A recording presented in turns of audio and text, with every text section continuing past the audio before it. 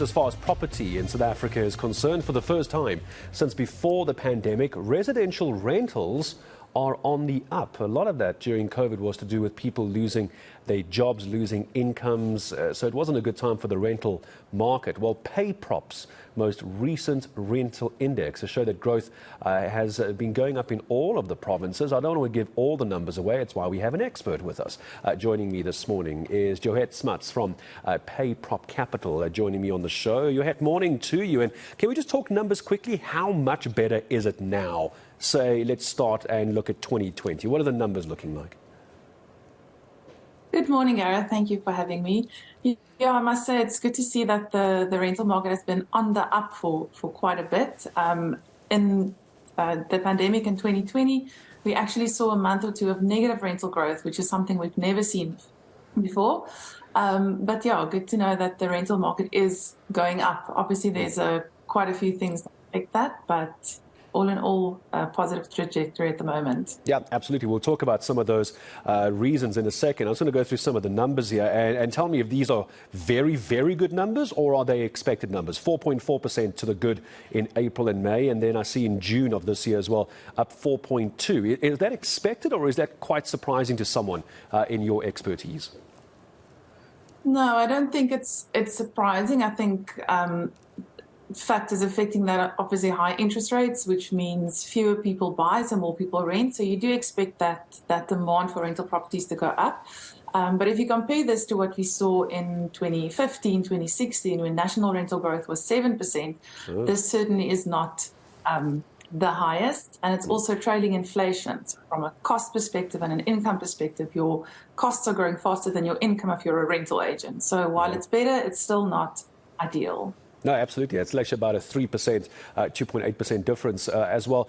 When it comes to rental figures, how much do we read into the cost of living? And as you quite rightly say, salaries aren't going up, but everything else is going up. I get a sense, and this is why I'm glad I'm talking to you, people perhaps not looking at buying properties because of transfer fees, what your rates and taxes cost. Is that where we're seeing possibly a jump more to rental? Because the water and lights aren't your problem. The insurance is not your problem. You just rent the place and pay someone else.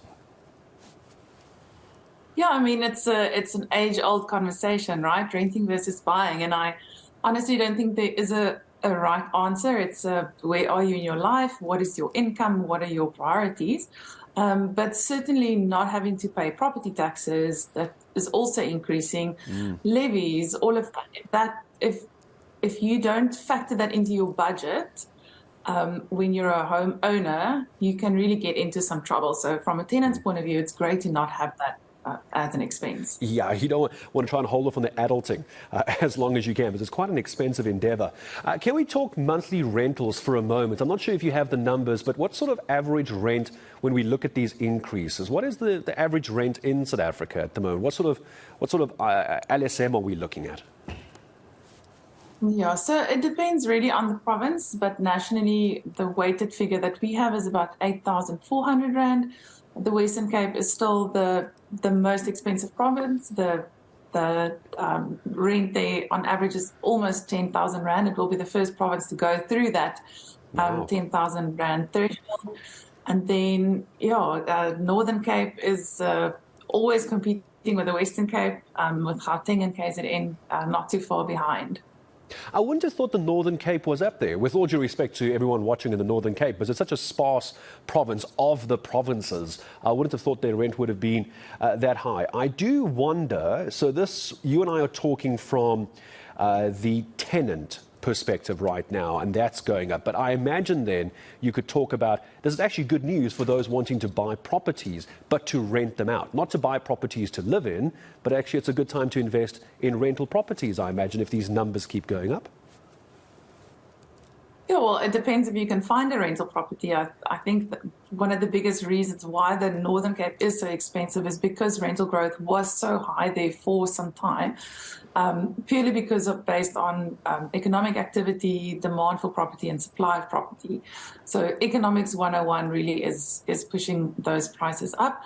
But at the end of the day, if you're an investor and you want a stable investment, that volatility might not be your best friend. Yeah, I was about to ask about the volatility, because when you say Economics 101, you've brought back nightmares of university for me, because Economics 101 also taught us about forecasting.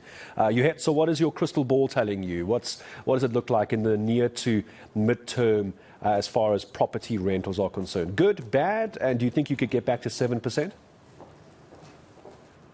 Gareth, if no one holds me to it, I will try my best to make a guess. Honestly, I don't think from an economic point of view and an affordability point of view, tenants really can afford much more, especially since we just had a prolonged high inflation period. So I think if we can get to 5%, maybe 5.5%, that would be where we stay for the next year or two, I think. I won't hold you to your crystal ball. I assure you I don't do that to our guests. But I will ask this, but you just made me think of it.